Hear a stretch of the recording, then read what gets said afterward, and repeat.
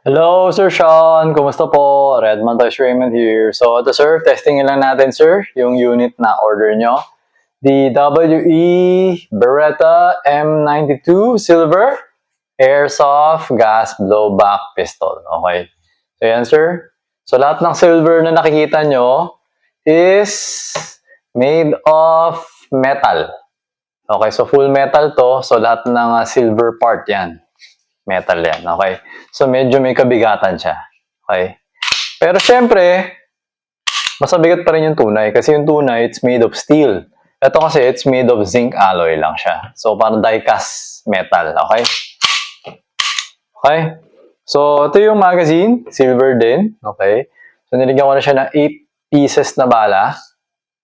Okay? For testing of the blowback, FPS, taka yung accuracy. Okay? So, niligyan ko na rin ng gas. Alright? So, turning on the chronograph. Ayan. So, tuwing umawak kayo ng barrel, always remember to keep your trigger finger out.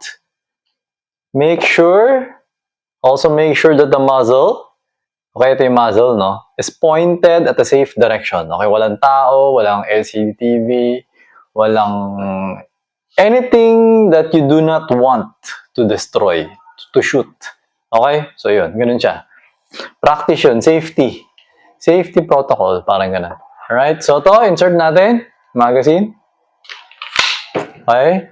Tapos, yun. Yung pull back the slide. So, yan. Rock back the slide. Yan, no? So, yan yung BB. Tangan natin. So, firing. Okay. 343.8. Also, wear eye protection. Okay? Kasi, minsan may tumatalsik na maliit. Actually, nung pagbaril ko nga, parang may hangin na gumanon. 325.9. Try ko nga sa mukha ko. Tingnan ko kung meron. Wala naman. Yung una lang kanina, parang meron. Okay, so 328.3. 325.1. Okay? So, ngayon naman, mag-accuracy test naman tayo. So, ang babariling ko is yung pinaka-left na target sa third row. Tama ba? Third row. Okay, so mamaya send ko na sa yung picture. Picturean ko, tapos send ko sa inyo. Okay, so to, check natin.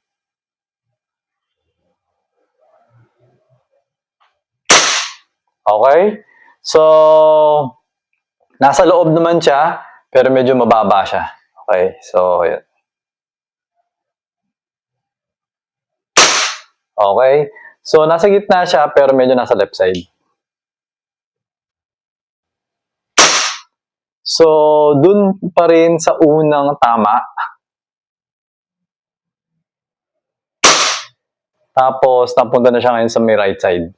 Okay, so, ayun sir. So, basically, lahat naman nasa loob. So, send ko sa yung picture para makita mo. Tapos, yung groupings niya, parang 1 inch lang yung groupings niya or smaller. Okay, so, ayun. So, accurate siya. Diretso. Ayan sir, nag-open na yung slide kasi wala naman yung BB. Ay, yung magazine. Okay, ayan, wala na. Right, so, ang gawin mo, pwede, actually, Beretta, alam ko, pwede i-press down. Pero, ako, recommend ko, isilain mo na lang to. Okay, tapos hammer down.